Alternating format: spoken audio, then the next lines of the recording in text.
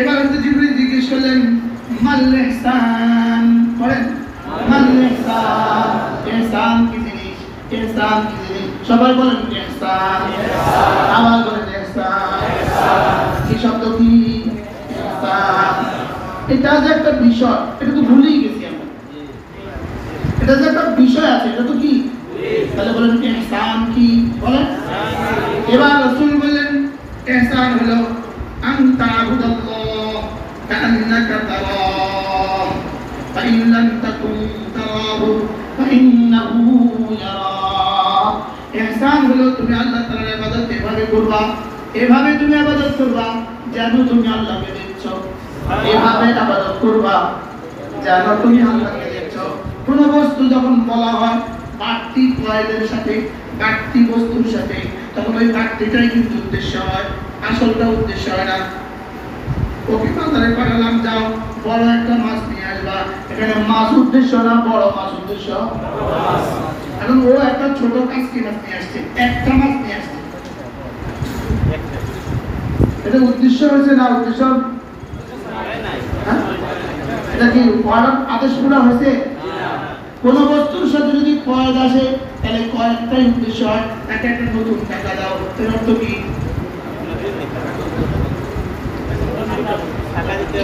তাকে নতুন টাকা দাও, এখানে কি উদ্দেশ্য, তাকে তো সুন্দর জামা দাও, এখানে কি উদ্দেশ্য, সুন্দর উদ্দেশ্য। তাহলে এবার রব বলেন, এবার রাসূল বলেন আনতা আবুদাল্লাহ, তুমি এভাবে ইবাদত করবা কাআন্নাকা তারাহু, জানো তুমি তাকে দেখছো। এবার বলুন তো ইহসান মানে ইবাদত না যেন আমি দেখছি, ইবাদত তো মাল ইসলামের মধ্যে ঢুকে গেছে, বলেন ইবাদত তো কিসের মধ্যে ঢুকে গেছে, তাহলে আন তুকিমাস সালাহ এটা কি ইসলাম, আন তুকিমাস সালাহ এটা কি ইসলাম। এবার আন তুকিমাস সালাহ যদি এভাবে হয়, নামাজ যদি এভাবে হয়, আমি তাকে দেখছি দেখছি লাগে, আমি তাকে দেখছি দেখছি লাগে, এটা যদি হয় এটা হবে ইহসান। কি নামাজ ইহসান না দেখছি দেখছি লাগে ইহসান? আমি কি বুঝাতে পারতেছি? বলে নামাজ ইহসান না, আনতা আবুদাল্লাহ কাআন্নাকা তারা ইহসান, কাআন্নাকা তারা উলামা ইকরাম মুখস্থ করেন, কাআন্নাকা তারা বলেন, অনেক দিন হয়ে গেছে তো আলোচনা হয় না। কাআন্নাকা তারা যেন তুমি আমাকে দেখছো।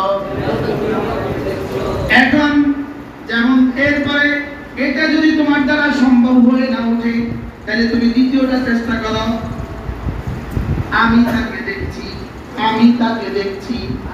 তাহলে এখানে কয়টা ধাপ, কি কি, তিনি আমাকে দেখছেন, আরে আমি তাকে দেখছি অথবা তিনি আমাকে দেখছেন, বলেন।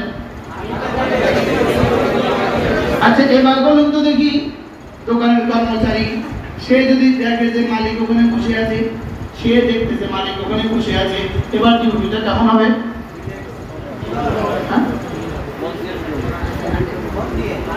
আচ্ছা এবার যদি সে দেখে না কিন্তু সে কথা জানে মালিক আমাকে কিন্তু দূর থেকে ফলো করছে,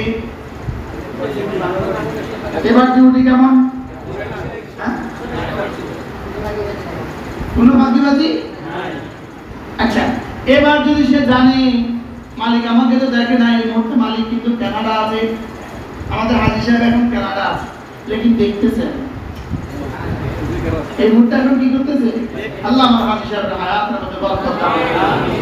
আমি হাজী সাহেবকে দেখা হয় কিনা জীবনে আমার আশঙ্কা লাগে যে আমি জানি আমার হায়াত আর হাজী সাহেবকে পাইনি, আমি হাজী সাহেবকে মহব্বত করি হৃদয় দিয়ে, হাজী সাহেব আমাকে মহব্বত করে বলে দিয়ে, লেকিন এটা ভাবতে আমার কষ্ট হয় আমি আর হায়াতে হাজী সাহেবকে পাইনি। এখন কর্মচারী যদি জানে মালিক তো কানাডা, লেকিন এখানে সিসি ক্যামেরা সেট করা আছে, আর অ্যাপসে মালিকের মোবাইলে ওঠানো আছে, মালিক কিন্তু মোবাইল অন করলে আমাকে দেখে। আচ্ছা এটাও যদি ধারণা আসে বা ডিউটিটা কেমন হয়? এখন ঢাকা শহরে বাংলাদেশের সব ফ্যাক্টরিতে কর্মচারী কোথায়, মালিক কোথায়? বুঝে যারা মালিক গুলশানে, কর্মচারী গাজীপুরে, আর মালিকের অফিসে স্ক্রিনে সব দেখা যায়। মালিক এখানে বসে আছে, কাজ করতেছে, আর ওদিকে তাকাচ্ছে, মানে যেন সামনে থেকে যা হয় তাই হচ্ছে। কি তাহলে অপশন কটা? কি কি? আমি তাকে দেখছি, অথবা তিনি আমাকে দেখছেন। সবাই মনে মনে ভাবেন আমি তাকে দেখছি, বলেন, কল্পনা করেন, কল্পনা করেন, আমি তাকে দেখছি, আমি তাকে দেখছি, কল্পনা করেন। হ্যাঁ, এটা তো জীবনে সম্ভব হবে না। কমপক্ষে দ্বিতীয়টা কল্পনা করেন, নিশ্চয়ই তিনি আমাকে দেখছেন। এবার বলুন তো দেখি, আমার ওয়াজ নিশ্চয়ই তিনি আমাকে দেখছেন, আমাদের শোনা নিশ্চয়ই তিনি আমাকে দেখছেন। আলাম ইয়ালাম বিআন্নাল্লাহা ইয়ারা, আলাম ইয়ালাম বিআন্নাল্লাহা ইয়ারা, সে কি জানে না আমি তাকে দেখছি। আয়াহসাবু আল্লাম ইয়ারাহু আহাদ, সে কি ধারণা করে আছে তাকে কেউ দেখছে না? এজন্য আমি তাকে দেখছি। এই বুনিয়াদের উপরে এবার বলতে থাকেন আমি তাকে দেখছি। আমি এভাবে জিকির করব যেন আমি তাকে দেখছি। না, এটা আমার পক্ষে হয়তো সম্ভব না, আমি এভাবে জিকির করব নিশ্চয়ই তিনি আমাকে দেখছেন। আমি এভাবে নামাজ পড়ব নিশ্চয়ই তিনি আমাকে দেখছেন। আমি এভাবে কালেমা পড়ব নিশ্চয়ই তিনি আমাকে দেখছেন।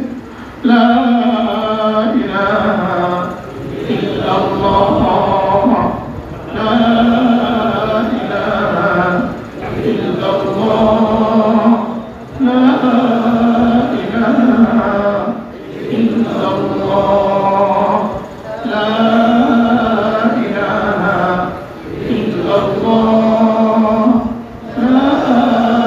ইলাহা ইল্লাল্লাহ, মুহাম্মাদুর রাসূলুল্লাহ। আপনি তাকে নিশ্চয়ই তিনি আমাকে দেখছেন। আমার জিহ্বা তিনি দেখছেন, আমার চোখও তিনি দেখছেন, আমার কানও তিনি দেখছেন, আমার হৃদয়ও তিনি দেখছেন। আমার শরীরের ভিতরে যা কিছু আছে আমি তো কখনো দেখি নাই, তিনি সব দেখছেন। আমার হৃদয়ের তারগুলো তিনি দেখছেন,